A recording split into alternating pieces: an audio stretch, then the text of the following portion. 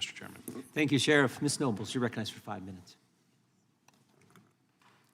Good morning to the members of the committee. Thank you for allowing me to speak. On July 27th, 2022, I received the worst news that a parent can ever get, that my newly 20-year-old daughter, Kayla Hamilton, was found deceased with injuries consistent with homicide. There are no words that describe the heart-wrenching, soul-crushing pain of losing your child so horrifically. Kayla was a happy and loving person. She loved life and God. She was extremely ambitious, and despite having autism, she was determined to make her way in this world. She loved animals, especially her cat Oreo, and cared about the homeless. At first, we knew very little details of the murder until an arrest.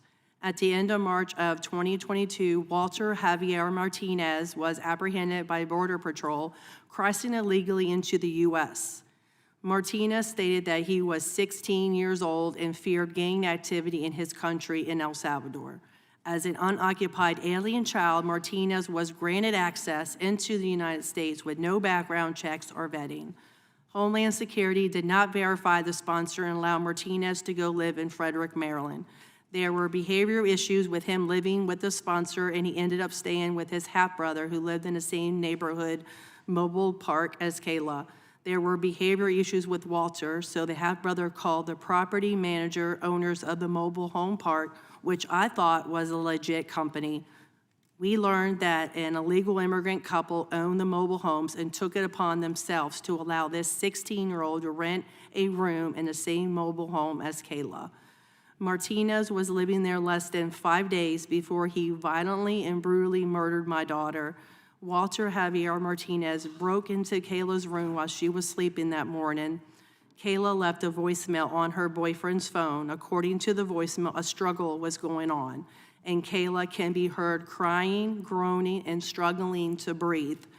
Martinez can be heard on the voicemail hushing her, and near the end telling her, "I'm sorry," in Spanish, while strangling her with her phone charging cord.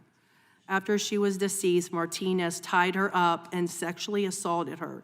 This was confirmed by the annual swabs that matched Martinez's DNA. Kayla fought for her life that day. She had bruises up and down her arms, her fingers, the left side of her face, her back, and down her leg, and deep wounds to the neck from the charging cord.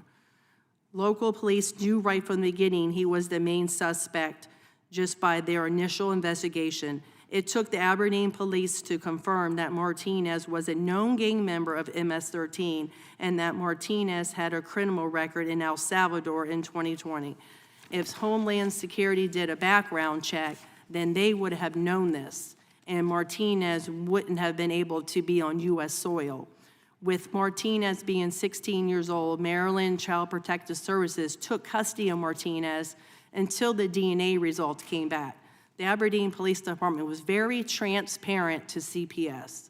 The Aberdeen Police Department demanded that Martinez be held in a secure location because he was a threat to society based on the murder and injuries of Kayla Hamilton.